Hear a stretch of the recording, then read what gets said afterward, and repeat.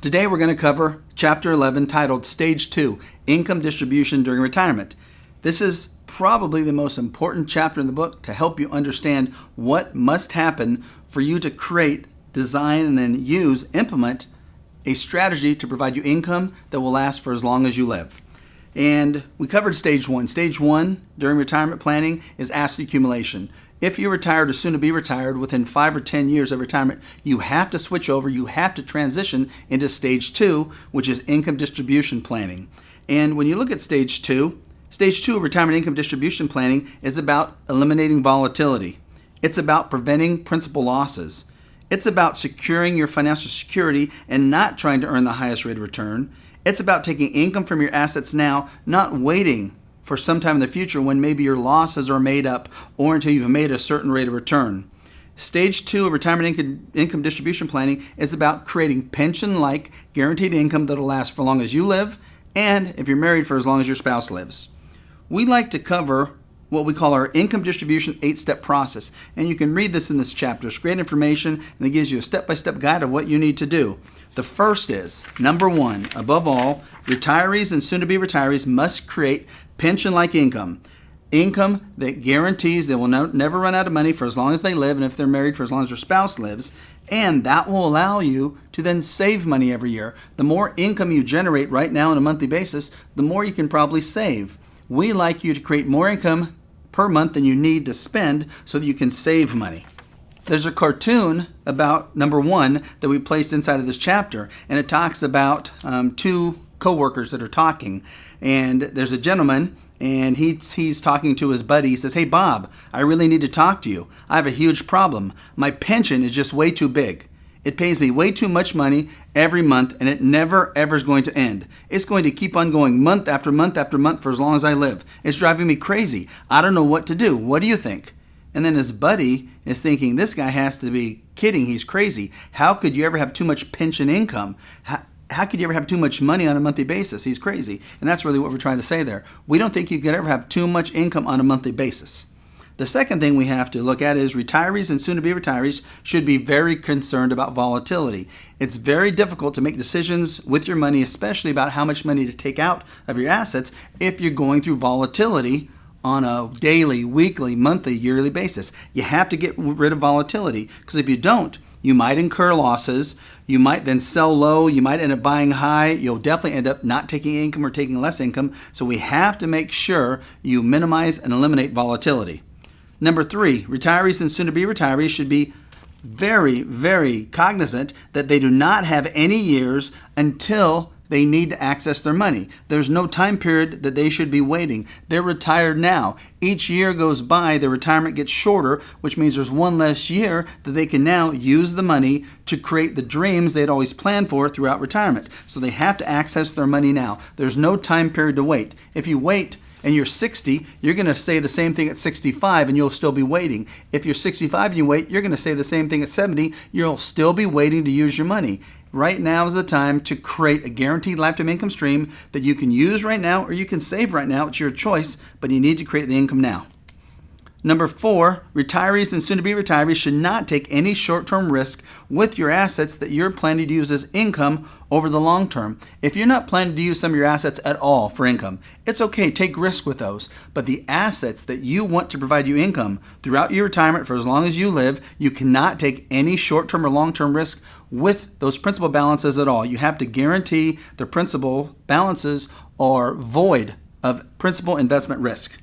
Number 5, retirees and soon-to-be retirees must focus on income. You have to get out of Stage 1. You have to get out of asset accumulation, and you have to move into Stage 2, transition over into Stage 2, which is income distribution during retirement time. So many retirees, whether they're 60, 65, 70, 75, or 80, they continue to focus on growth. They have a majority of their assets in the stock market, which means they have volatility, potential losses. What's going to happen if we have another 2008 and the S&P 500 drops by another 38%? What's going to happen to a majority of their assets?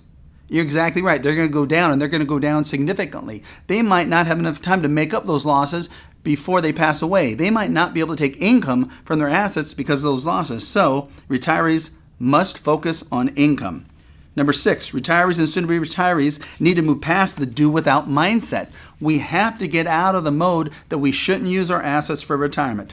The way we do that, as we discussed previously in the chapter, is getting rid of the fears. We have to establish, you have to set up guaranteed lifetime income types of plans, pension-like income that will provide you monthly income this month, next month, the following month, every month next year, every month the following year, and every month for as long as you live, and if you're married, every month that your spouse lives. That do without mindset now we can get rid of, because if you have income that will never end, you probably won't mind starting to spend some of it. Think about it. If you had $25,000 extra come in this year, and you knew that $25,000 would come in next year, the following year, would you be willing to spend that money as long as you had a contractual guarantee, a legally binding written contract that states that income will never run out? Heck yes, you'd probably be willing to use it because you know it's never going to run out. The seventh item is retirees and soon-to-be retirees need income from assets they have accumulated. And again, we don't need the growth. We need income. We need to position those assets so that we generate income, and we generate income immediately. And number 8, retirees and soon-to-be retirees must establish plans for how they will use their assets for income. And it's not just the investment itself. It's not just the asset itself. They also have to establish a written comprehensive retirement income plan that shows, here's the money I'm putting in, here's when I'm going to start using it, here's the exact amount I'm going to receive in income, and it's guaranteed for as long as I live and as long as my spouse lives. That's what we have to accumulate. So we have to make sure that you understand those 8 items are so important. That's our 8-step process for success in the retirement income distribution mode. Next topic we cover in this chapter, which is just as important, that's fees. So many consumers, clients come in our office and they think they're paying 1% in fees. They might be paying their advisor 1%, which would be typical across the nation. What they don't realize, they're probably paying 3%, 4%, or 5% in total fees. So they might be paying their advisor 1%, but they might be paying 2, 3, or 4% extra fees, including hidden trading costs they're not even aware of. And you think about what happens if your fees aren't 1%, what if they're 2, 3, or 4%? It can be devastating. And so many clients have been told by their advisor they're only paying 1% fee, and when we do an analysis, they might end up paying, as an example in the book, 3.4%. So on a $500,000 portfolio, instead of paying $5,000 in fees, individuals were paying over $17,000 in fees. I'm going to say it again. On a $500,000 portfolio, they thought they were paying $5,000 in fees, but in all actuality, in reality, they were paying $17,000 a year in fees, $12,000 more. They were very unhappy when we showed them, based on the data they provided us with their statements, their prospectus, and their contracts, that they were actually paying over 3 times more fees than they thought they were paying. So you have to make sure you understand how your fees work, because that can be one of the most devastating losses to a portfolio. It's not the actual market loss, it's the fees, because fees can add up year after year after year. People say, well, how do I understand fees? How can I really understand them? Well, one thing we'll teach about them, but we think, as is described in this chapter, is the key to understand fees is to follow the money. What does follow the money means? It really means that you have to see who's getting paid, and who's getting paid tells you how the fees work. What we like to do is look at the typical business model of a broker, financial advisor, and the financial institutions, so you know how you're being charged. The first is, and there's 3 sections to this. So let's say you work with a broker, financial advisor who manages your assets. You have a portfolio, maybe you have an asset manager, and you have stocks, bonds, mutual funds, whatever is in your portfolio, but someone's managing your portfolio. That type of portfolio typically has 3 types of benefits to your financial advisor, your broker. So there's 3 financial benefits. The first is the current income that a financial advisor or broker generates off of your portfolio. So for example, if you have a $500,000 portfolio and that advisor is getting paid 1% for himself or herself, they're generating $5,000 a year in fees. That's a lot of money. And you got to ask yourself, how many times do you meet with your financial advisor each year? Most people say about once. And I ask them, how long is each meeting? They say about an hour. So I say, so you meet with your advisor once, it's about an hour, and you paid them $5,000 that year in fees. So how much are you paying them per hour? And they think about it, and they're shocked because they don't want to answer it, but then they stutter out $5,000 an hour. I say, you're exactly right. Then I ask them, how much did they get paid per hour when they were working? And everyone says, not that much. So it starts to hit home on how this works. And we cover this because most brokers and financial advisors are not helping you access your funds for retirement. They're not setting up retirement income distribution plans. They're not helping you transition into stage 2 of retirement planning. They're sticking you and they're making you be stuck in stage 1 because it's in their financial best interest for you to stay in stage 1. Now, in addition to that first year fee, A financial advisor or broker who has your money under management is going to get ongoing, recurring revenue year after year after year in your portfolio, and it's going to be based on the value of your portfolio. So do they want your portfolio to stay level, go down, or go up? They want your portfolio to go up because the higher your portfolio goes up, the more they get to charge. So they'll continue to teach you the concepts of asset allocation. They'll continue to preach that you need to leave your money in the accounts. It's okay to take bigger risk. It's okay to ride through the volatility. You have plenty of time. Stick with it for the long term because the stock market always goes up. Well, you're a retiree, you're soon to be retired. You don't have the long term any longer. You're now at the present and you're in retirement income distribution mode. The third way a financial advisor or broker benefits from your account is that they have a business value. They have an equity value based on the amount of income generated from your account. So if they generate $5,000 a year off of your account, they might also have a 2.5 or 3 times equity value, meaning they could sell your account to another financial advisor at the end of the year for $15,000. So not only did they make $5,000 in income this year, at the end of the year they could sell the account for $15,000. So there's a tremendous benefit to the financial advisor to make sure you don't take income out of your account. You leave it in there and you have as much money in your account as possible so they get paid as much money as possible. So let's look at an example. In the chapter, you're going to see that we look at someone who's age 40. Let's pretend you're age 40 now and you plan to work through age 65. You invest $500,000 with your financial advisor. And let's assume your advisor charges you a 1% fee. Let's assume your advisor hands your money over to a money manager who then manages your money and they charge a 1% fee. Let's assume you have fund fees of about 80 basis points, which is 0.8%. Let's assume you have extremely low trading costs. Your trading costs or hidden costs are only 0.6%. And your portfolio grows at an average rate of return of 6% every year. Over the next 25 years until you reach age 65, your portfolio, your financial advisor fees, and your total fees are calculated below. In the first year, you'd pay about $17,000 in total fees. That's $500,000 times a total of 3.4% fees. And your advisor would get $5,000. And then the graph on the next page will show every year what happens. In the fifth year, your fees have gone up from $17,000 to $18,000, and your advisor now is making $5,500. By the 15th year, your fees are up to $24,000 per year, and your advisor is making $7,100. By the 25th year, you're paying $31,000 a year in fees, and your advisor is making $9,200. If you look at a 25-year scenario, you've paid a total of $588,000 in fees on a starting portfolio balance of $500,000, and your advisor has been paid $173,000. So imagine this. Just think about these three numbers. You put in $500,000, your advisor is getting $173,000 of fees, and the total fees are $588,000. That just start telling you the story that you need to be far more aware of the fees you're paying so you know what is actually happening in your portfolio. You might have just noticed a few weird things happening. You might notice that your losses are bigger than the market losses, or your losses in the past have been bigger than you thought you could lose. Well, it's not just from the market going down. It also could be from large fees.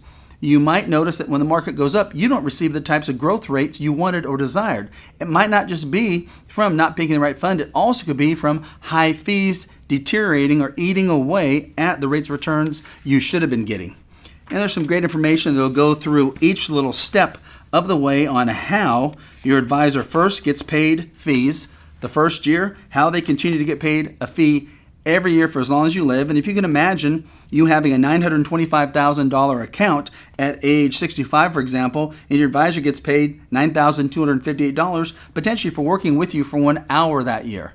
Does that seem fair, and does that seem like you're getting the best for your money? Does it seem like you're getting the value for your money? And are you taking income from your assets, or is your advisor telling you to leave your money in the account, go for the long term, stick with it, everything's going to be fine, ride through the volatility? You've heard the same thing over and over and over again. Then you're going to get back towards the last part of the chapter, which is a really fun part. One thing that we did was when we worked with a nice lady. I say in this chapter that we met with a nice young lady, sweet young lady, who was 80 years old. Let's call her Alice. It wasn't her real name, but I don't want to put her real name in here. And she was widowed. She had about $1.2 million of assets. She's 80 now. Her husband, who we're going to call Ralph, he passed away around 10 years ago.